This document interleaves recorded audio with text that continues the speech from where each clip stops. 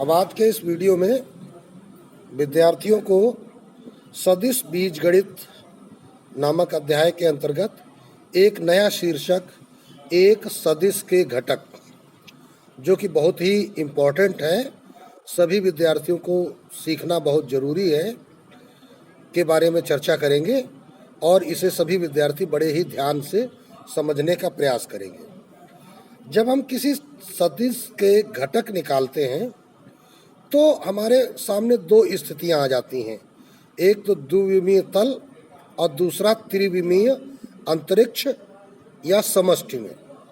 समष्टि अर्थात यहाँ पर ब्रह्मांड में हम इसको कह सकते हैं। अंतरिक्ष मतलब आकाश में, वायुमंडल में या किसी कमरे में। जैसे हमारे कमरे में कहीं पंखा लटक रहा है तो उसकी पोजीशन बताने के लिए हमें त्रिविमीय ज्यामिति का सहारा लेना पड़ता है, जिसको हम 3D भी बोलते हैं। इसी प्रकार द्विविमीय को हम 2D बोलते हैं।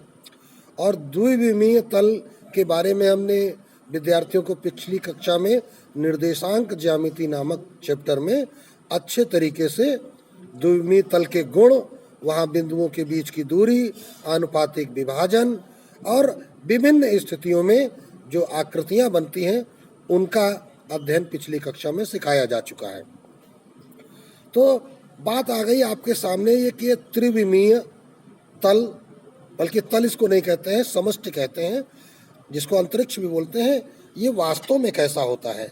अभी तो यहाँ तुमको एक संदूक जैसी आकृति दिखाई पड़ दे रही है, लेकिन हम विद्यार्थियों के सामने ये एक अष्टांश विद्यार्थियों को दिखा रहे हैं। जिस प्रकार द्विविमीय के लिए चतुर्थांश होता है, इसी प्रकार त्रिविमीय के लिए अष्टांश होता है। तो देखिए यहाँ नीले पेन से आपको एक्स अक्ष दिखाया जा रहा है, हरे पेन से आपको वाई अक्ष दिखाया जा रहा है, और हम देखो इसको घुमा रहे हैं। घुमाने पे देखो एक पिन दिखाई पड़ रही है, ये एक नया अक्ष बन जाता है जिसको हम जेड अक्ष कहते हैं। तो इस प्रकार एक्स अक्ष नीले पेन से हो गया, वाई अक्ष हरे पेन से हो गया, और देखिए अब जेड अक्ष बच्चों को अच्छी तरीके से दिखाई पड़ रहा होगा। ये ऊपर नुकीले सिरे की ओर मूल बिंदु से एक रेखा निकलती हुई दिखाई पड़ रही है, जो पिन के द्वारा बनाई गई है या दिखाई गई है, जिसे हम जेड अक्ष कहते हैं। और जब इसको हम घुमाते हैं तो घुमाने पर ये देखिए एक समय ऐसा हो रहा है कि हमको पूरा जेड अक्ष पिन के रूप में दिखाई पड़ रहा है। ये देखिए अब इस रूप में आपको दिखाई पड़ा जब हमने इसको पलट दिया।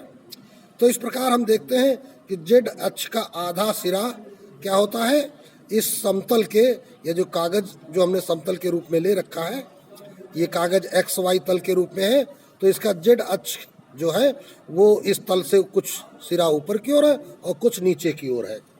और इसको जब आप यहाँ पर इस आकृति में समझेंगे तो ये समझ लीजिए कि ये मूल बिंदु है, और ये ऊपर की ओर उठने वाली लाइन, देखो हम पेन जैसे जैसे उठा रहे हैं, तो हमने जो पेन उठाया ऊपर की ओर उठाया, और फिर जैसे जैसे देखो हम नीचे गिरा रहे हैं, पेन को जैसे जैसे हम नीचे गिरा रहे हैं, और ये हम देखो मूल बिंदु पर पहुंच गए, और फिर उसके मूल बिंदु के नीचे समझ लो हम चले जा रहे हैं।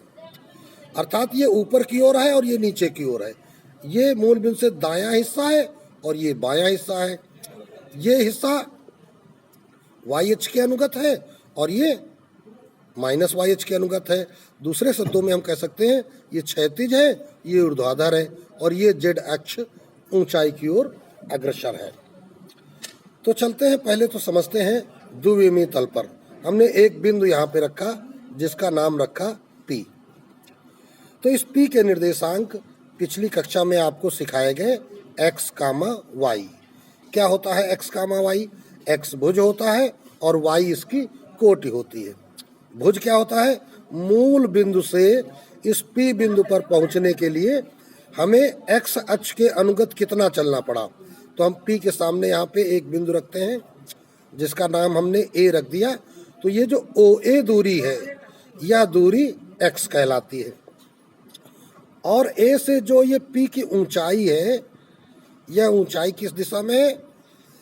y अक्ष के अनुगत है या y अक्ष के समांतर है, तो इस दूरी को हम y कहते हैं। तो जो तुम्हारा OA है वो x दूरी है और AP जो है वो y दूरी है। और अगर इसको हम सदिश के रूप में लेंगे तो हमारा एक सदिश OA बन रहा है और दूसरा सदिश AP बन रहा है। तो OA सदिश और AP सदिश का योग ये हम विद्यार्थियों को पढ़ा चुके हैं कि इसे ही हम OP कहते हैं या परिणामी कहते हैं। तो यहाँ का जो परिणामी तैयार हो रहा है वो क्या तैयार हो रहा है? वेक्टर OP तैयार हो रहा है। तो जो ये परिणामी वेक्टर OP तैयार हो रहा है ये है क्या एक्चुअल में? ये X वेक्टर अर्थात OA वेक्टर और AP वेक्टर के योग के बराबर है। तो ये क्या है? त्रिभुज नियम सदिश योग का। तो सदिश योग के त्रिभुज नियम से क्या होता है? सदिश OP बराबर सदिश OA प्लस सदिश AP। अब यहाँ जो OA X के रूप में दर्शाया जा रहा है तो ये X OA की लंबाई है अर्थात इस सदिश OA का परिमाण है। तो अब इस सदिश OA को हम X के रूप में लिखना चाहते हैं। तो ये सदिश हम देख रहे हैं कि जो OA है वो X अक्ष की दिशा में है। तो यहाँ पर एक बात विद्यार्थियों को सीखनी होगी कि X अक्ष की दिशा में एकांक सदिश को हम I कैप कहते हैं और Y अक्ष की दिशा में एकांक सदिश को हम J कैप कहते हैं। तो ये दो नए अक्षर विद्यार्थियों के सामने आ गए। X अक्ष की दिशा में एकांक सदिश। एकांक सदिश का मतलब क्या हो गया? मान लीजिए ये OA जिसकी माप X दी गई है, इसको अगर हम जिस मापक से मापेंगे, सेंटीमीटर से या मीटर से, तो हम क्या करते हैं उस मापक के समान खाने ग्राफ पेपर पे दर्शाते हैं और उनको गिन के हम बता देते हैं कि ये कितनी लंबाई है, 5 है कि 10 है कि 8 है, ऐसा ही तो करते हैं। तो उस मापक की एक यूनिट, एक इकाई को हम एकांक सदिश कहते हैं। इसी एक इकाई सदिश को सदिश की भाषा में I कैप कहा जाता है। ये सभी विद्यार्थियों को ध्यान रखना है। और Y अक्ष के अनुगत इसी प्रकार अगर हम बिंदु प्रदर्शित करेंगे तो ये जो एक Y अक्ष के अनुगत एक सदिश बन रहा है छोटा सा, इसको हम J कैप कहते हैं। तो इसका मतलब ये छोटे छोटे खंड कितने हैं? यहाँ पर X खंड है। तो OA वेक्टर क्या बन जाएगा? XI cap. इसलिए जो OA वेक्टर होगा वो क्या हो जाएगा? XI कैप हो जाएगा। और जो तुम्हारा AP वेक्टर होगा ये Y अक्ष के अनुगत है तो Y J कैप हो जाएगा। ठीक, तो अब ये मान जब आप यहाँ रखेंगे तो जो वेक्टर OP तुम्हारा निकल के आ जाएगा वो क्या निकल आ जाएगा? XI cap plus Y J cap. तो ये आपका आ गया OP सदिश को हमने दो घटकों में वियोजित कर दिया। एक घटक X हो गया क्षैतिज घटक और एक घटक Y हो गया। तो अतः अब हम लिखेंगे क्या? वेक्टर OP का क्षैतिज घटक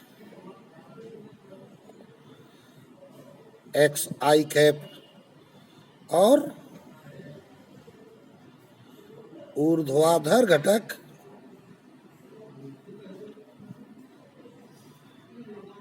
Y J कैप।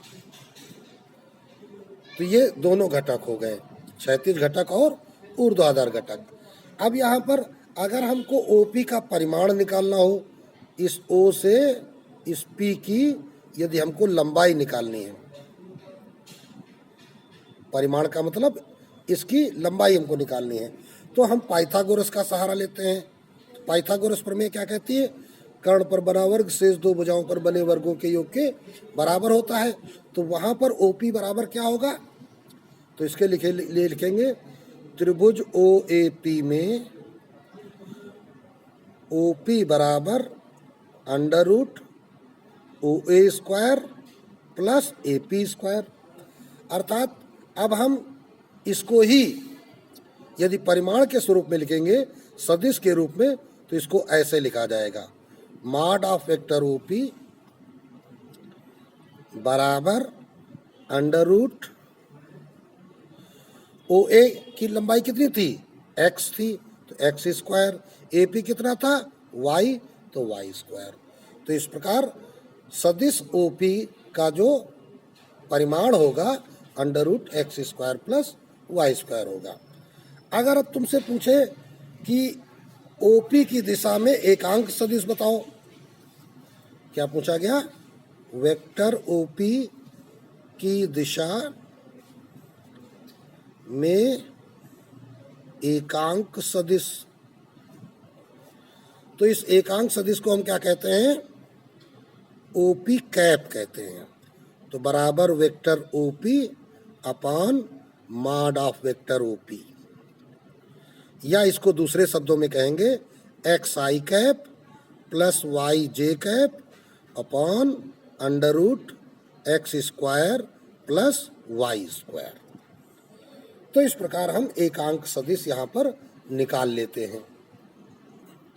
अब एक बात विद्यार्थी और ध्यान दे लें, यदि इस वेक्टर OP को परिणामी वेक्टर R के रूप में लिखा जाए, तो जैसे यहाँ पर ये लिखा गया है, तो हम इस OP को साथ में क्या लिख सकते हैं, वेक्टर R या वेक्टर OP परिणामी वेक्टर R। ठीक है ना, जहाँ जहाँ वेक्टर OP लिखा है इसको हम वेक्टर R या वेक्टर OP लिख सकते हैं। जैसे यहाँ पर मॉड ऑफ वेक्टर OP लिखा है, तो हम यहाँ मॉड ऑफ वेक्टर R, जिसको हम परिणामी सदिश या ऐसे करके लिख सकते हैं। इसी प्रकार ये OP कैप लिखा हुआ है, तो इसको हम लिख सकते हैं R कैप या OP कैप, क्योंकि OP को ही हम परिणामी R बार बार कह रहे हैं। तो इस प्रकार ये जितने सूत्र विद्यार्थियों के सामने आए वो द्विविमीय तल के संबंध में है, जिनमें एक ये सूत्र और एक ये सूत्र और एक ये सूत्र, ये तीन महत्वपूर्ण सूत्र यहाँ के लिए विद्यार्थियों के लिए हैं। अब हम चर्चा करेंगे त्रिविमीय अंतरिक्ष में। अब आ जाते हैं हम इधर दाहिनी ओर, त्रिविमीय अंतरिक्ष की ओर आ जाते हैं। अब अभी हमने विद्यार्थियों को कुछ ही क्षणों पहले त्रिविमीय अंतरिक्ष के बारे में बताया था। यदि अब भी विद्यार्थियों को समझ में नहीं आया है, तो एक और तरीका विद्यार्थियों के लिए हम इस प्रकार प्रयोग कर सकते हैं कि यह मान लीजिए कि अपनी भूमि पर हम खड़े हैं, जहाँ पर भी आप खड़े हैं अथवा बैठे हैं, तो उस बिंदु से आप दिशाओं का स्मरण करें। यदि दिशाओं को हम अपने इस कागज वाले तल पर निरूपित करते हैं, तो हम जानते हैं कि यह दिशा उत्तर है, यह दिशा दक्षिण है, इधर वाली दिशा पश्चिम है और इधर वाली दिशा पूर्व है। सॉरी, ये पूर्व है और ये पश्चिम है। इधर की दिशा ये पश्चिम है और ये पूर्व है। इधर उल्टा हो गया था। तो हमने अभी आपको बताया कि ये पूर्व दिशा एक्स अक्ष की ओर है, पश्चिम दिशा ऋणात्मक एक्स अक्ष की ओर है, उत्तर दिशा वाई अक्ष की ओर है, दक्षिण दिशा ऋणात्मक वाई अक्ष की ओर है। तो जो ये जेड अक्ष होगा, ये हमसे ऊंचाई पर ऊर्ध्वाधर, अगर हम ऊपर मुंह उठाकर आसमान देखें तो ये आसमान की ओर होगा, ऊपर की ओर होगा।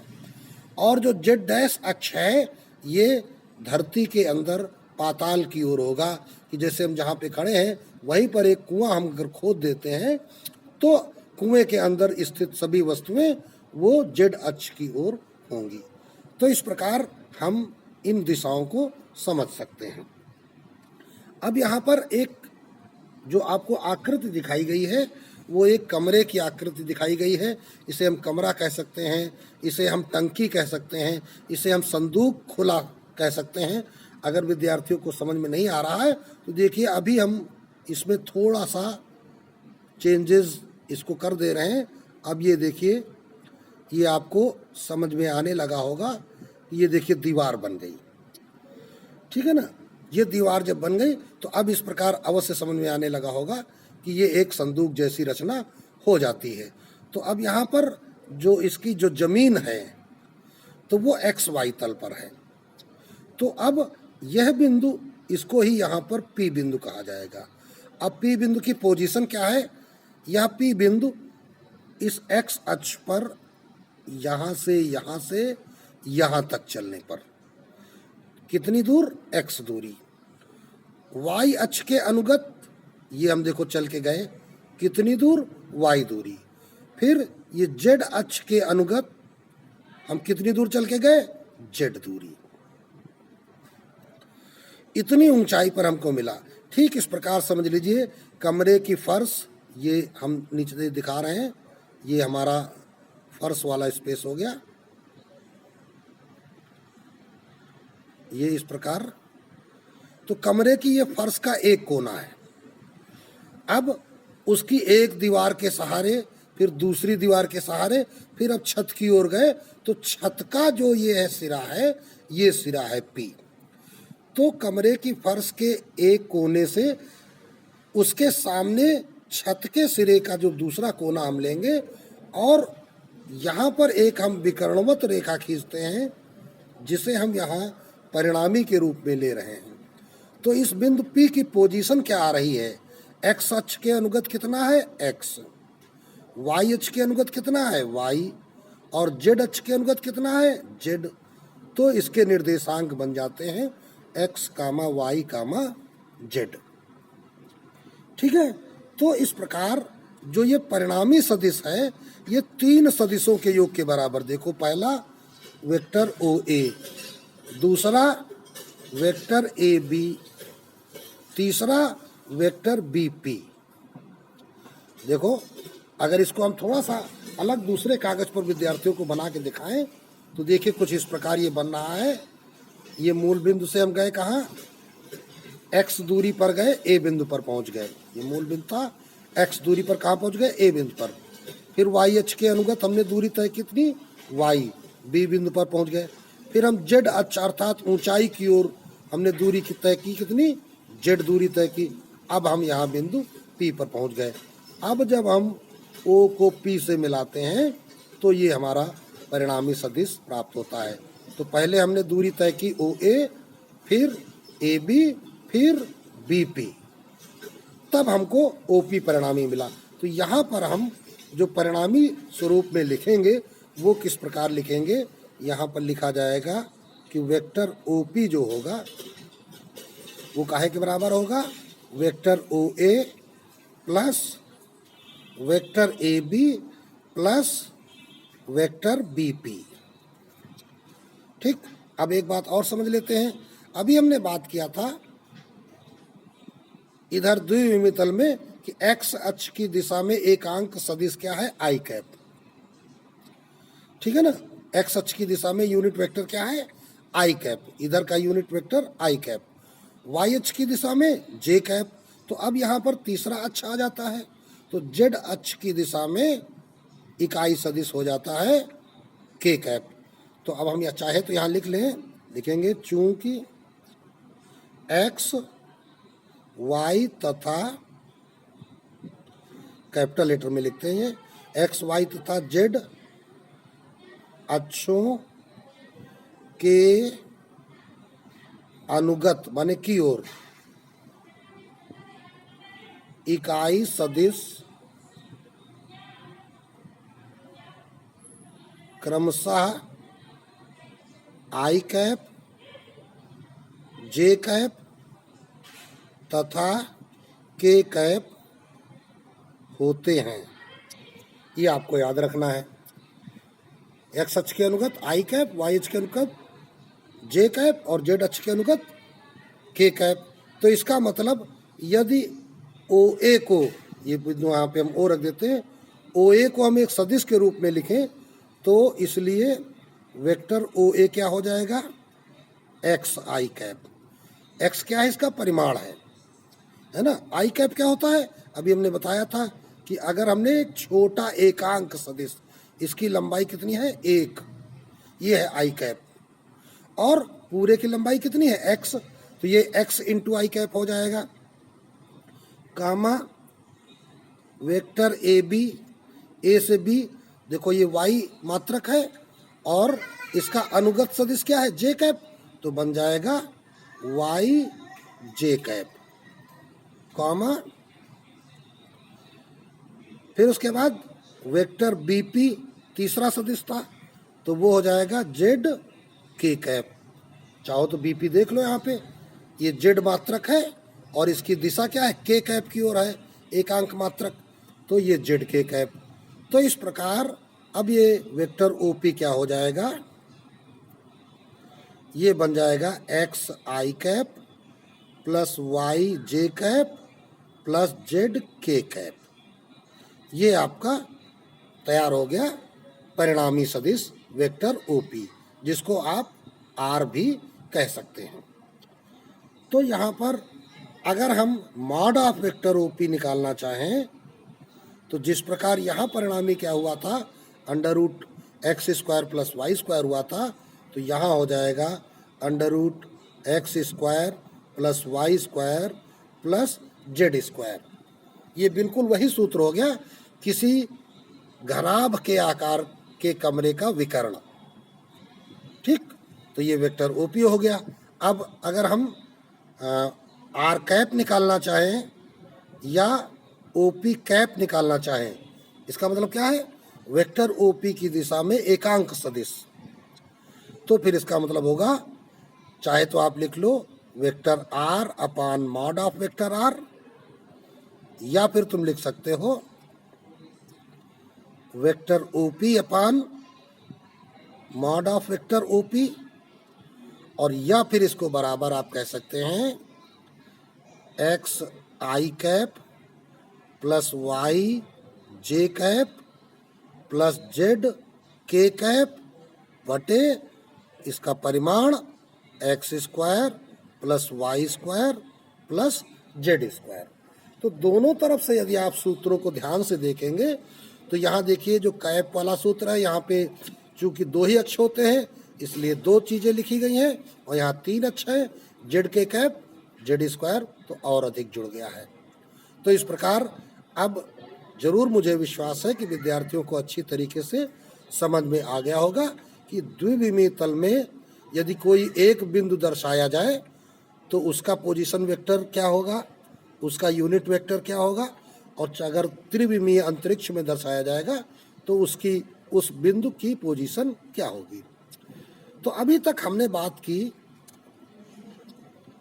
दोनों ही प्रकार की स्थितियों में, चाहे वो द्विविमीय तल हो चाहे वो त्रिविमीय अंतरिक्ष हो, एक बिंदु की पोजीशन, बिंदु P की पोजीशन की। अब हम बात करेंगे कि किसी तल या अंतरिक्ष में अगर बिंदुओं की संख्या 2 हो जाए तो क्या होगा। अब हम देखेंगे दो बिंदुओं को मिलाने वाले सदिश की स्थिति। तो अब देखिए यहाँ द्विविमीय तल पर हमने दो बिंदु रखे हुए हैं, इनके नामकरण कर देते हैं, ये ए बी हैं। इसी प्रकार यहाँ पर भी हमने त्रिविमीय स्पेस में दो बिंदु लिए हैं, इनके भी नाम हम यहाँ पर ए बी रखते हैं। तो जब हम ए को बी से मिलाएंगे तो ये हमारा सदिश तैयार होगा। इसमें भी जब ए को बी से मिलाएंगे तो हमारा ये सदिश तैयार होगा। अब हम देख रहे हैं कि इन दोनों बिंदुओं में से या इन दोनों बिंदुओं में से कोई भी बिंदु मूल बिंदु पर नहीं है।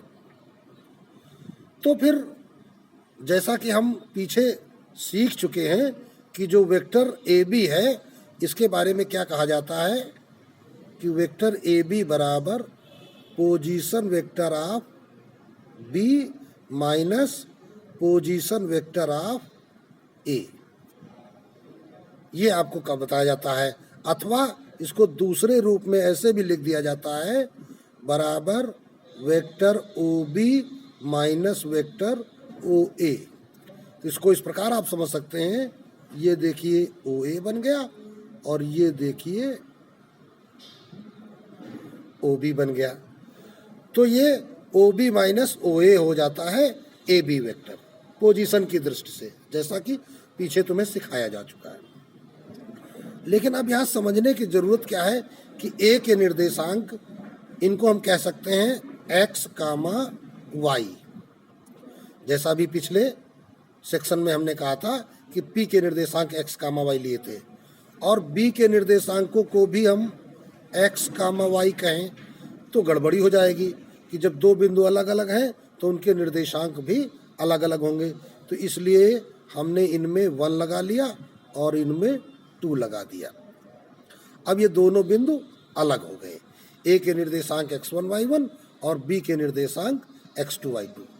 अगर इस बिंदु से हम एक लंब x अक्ष पे डालें तो हमारी ये जो दूरी है इतनी, ये दूरी कहलाएगी x1।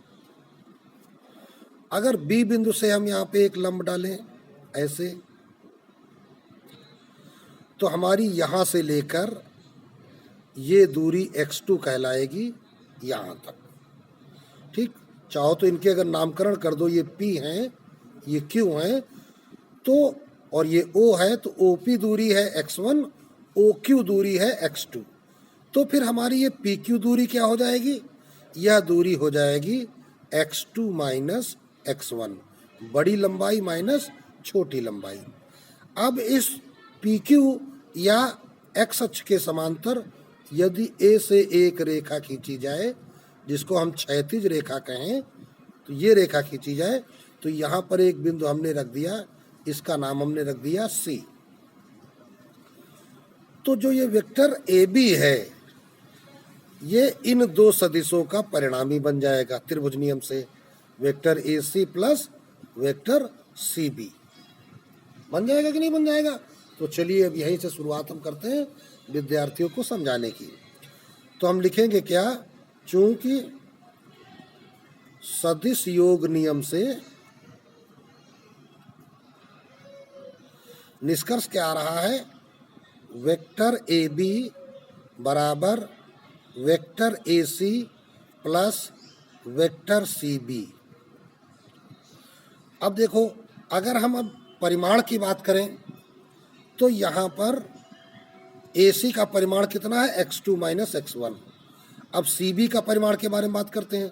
तो देखो, बिंदु A से इधर जब हमने लंब डाला तो यहाँ पे इनके नाम लिख देते हैं M। तो OM क्या हो गया भाई? देखो, ये बिंदु x1 y1 था, तो OM हो गया y1। और जब बिंदु B से इस पर हम लंब डालेंगे तो इसका नाम हमने रख दिया N। तो ON क्या हो जाएगा? ON हो जाएगा हमारा y2। तो फिर जो हमारा ये MN होगा, जितना MN है उतना ही देखो CB है। तो ये MN या CB क्या हो जाएगा? पूरी लंबाई y2 से y1 घटाने पर, अर्थात ये हो जाएगा y2 माइनस y1। तो ये जो BC की लंबाई आ गई, ये क्या आ गई? y2 minus y1।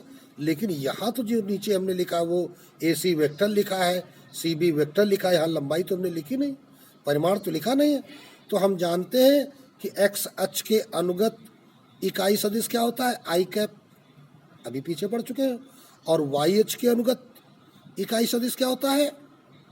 J cap. तो इसका मतलब ये जो वेक्टर AC है, ये क्या बन जाएगा?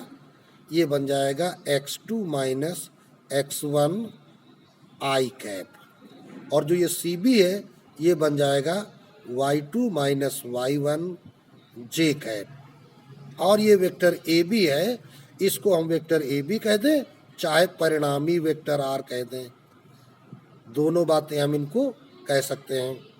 दो बिंदुओं को मिलाने वाले सदिश का परिणामी। तो इस प्रकार ये जो AB वेक्टर है, जिसको हम परिणामी के स्वरूप इसका नाम हम वेक्टर R रख दे रहे हैं, तो वेक्टर R या वेक्टर AB बराबर क्या बन गया? x2 minus x1 I cap plus y2 minus y1 J cap. अब इसका अगर हम परिमाण निकालना चाहें तो जैसा तुमको पीछे सिखाया गया है, मॉड ऑफ वेक्टर आर या mod of vector A B बराबर अंडर रूट, पीछे तुमने क्या सीखा था, आई कैप का गुणांक का स्क्वायर अर्थात x2 माइनस x1 का स्क्वायर प्लस जे कैप का गुणांक y2 माइनस y1 का स्क्वायर। तो ये आपका फार्मूला आ जाता है क्या, इन दो बिंदुओं को मिलाने वाले स्थित सदिश का परिमाण अर्थात इस ए बी की माप। वैसे भी पाइथागोरस प्रमेय क्या कहती है, ए बी बराबर under root A C square plus B C square. तो अंडर रूट देखो ए सी क्या है, x2 माइनस एक्स और ये बी सी क्या है, y2 माइनस y1। तो x2 माइनस एक्स का होल स्क्वायर और y2 माइनस y1 का होल स्क्वायर। तो इस प्रकार हमने द्विविमीय तल पर दो बिंदुओं को मिलाने वाले सदिश के महत्वपूर्ण परिणाम प्राप्त कर लिए। अब आ जाइए त्रिविमीय अंतरिक्ष में आ जाइए। अब इसको समझ लीजिए, यहाँ पर दो बिंदु इस प्रकार हैं और यहाँ पर हमने क्या कहा था, एक्स वाई जेड अक्ष के अनुगत इकाई सदिश क्या है, आई कैप, जे कैप, के कैप। तो यहाँ पर जो आपका सदिश योग नियम से ये वेक्टर तैयार होगा ए बी। तो यहाँ पर क्या हम लिखेंगे, सदिश योग नियम से जो वेक्टर ए बी तैयार होगा वो देखिए क्या तैयार होगा। अब देखिए ए से इस पर एक लंब डालते हैं एक्स अक्ष पर, ए से हम एक वाई अक्ष पर लंब डालते हैं और ए से एक जेड अक्ष पर ये लंब डालते हैं। यही काम बिंदु बी से करिए, एक्स अक्ष पर लंब डालिए, वाई अक्ष पर लंब डालिए। हमेशा ध्यान रखिए कि जब आप एक्स अक्ष पर लंब डाल रहे हैं तो ये वाई अक्ष के समांतर होगा, जब आप वाई अक्ष पर लंब डाल रहे हैं तो ये एक्स अक्ष के समांतर होगा और एक लंब हमने जेड अक्ष पर डाल दिया। लंब हमेशा समकोण बनाते हैं, ये बात आपको जरूर ध्यान रखनी है। तीनों अक्षों पर लंब डाल लिए गए। तो यहाँ से यहाँ तक की दूरी, ये दूरी कितनी बनी, अगर बिंदु ए के निर्देशांक कह दिया जाए, ए के निर्देशांक है यहाँ x1, y1, z1 क्योंकि यहाँ z अक्ष होता है, और बी के निर्देशांक x2, y2 और z2। तो इसका मतलब ये जो दूरी होगी वो क्या हो जाएगी, x2 माइनस x1, ठीक है ना।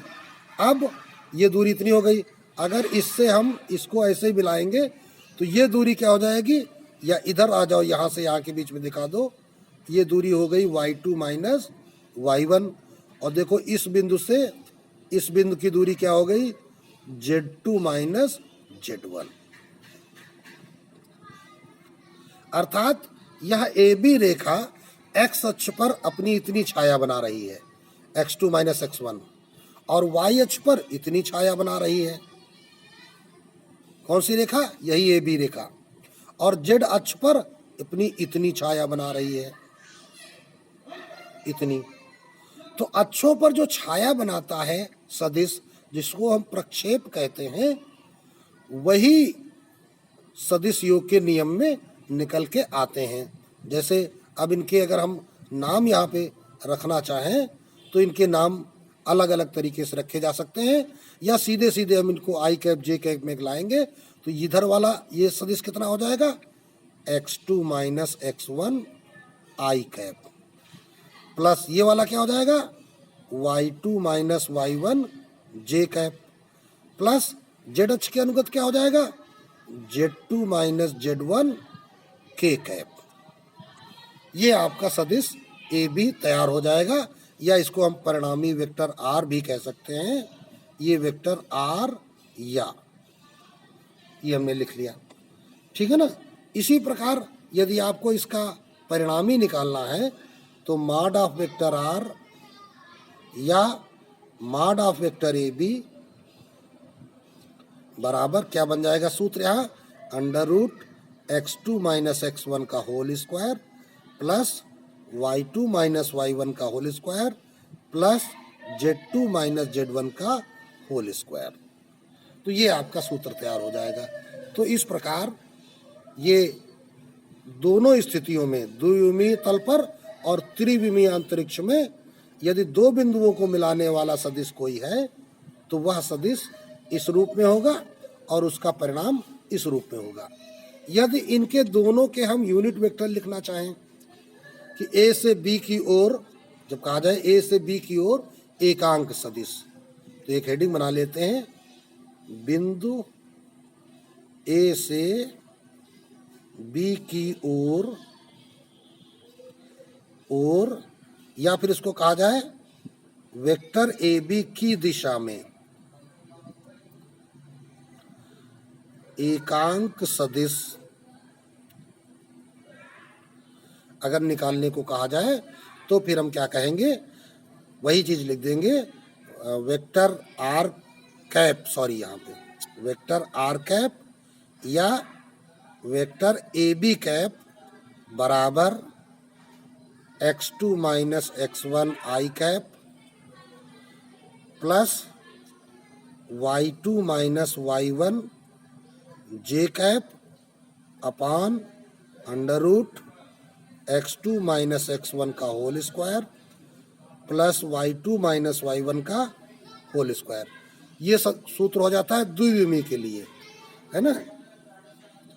ये हो काहे के लिए हो गया, द्विविमीय तल के लिए। अच्छा, अब त्रिविमीय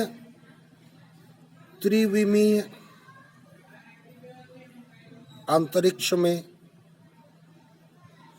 यही आर कैप या ए बी कैप बराबर x2 minus x1 i cap plus y2 minus y1 j cap plus z2 minus z1 k cap upon under root x2 minus x1 का whole square plus y2 minus y1 का whole square plus z2 minus z1 का whole square. ये value इसकी प्राप्त होगी। तो इस प्रकार ये सभी सूत्र आप अच्छे से नोट कर लें और तैयार कर लें।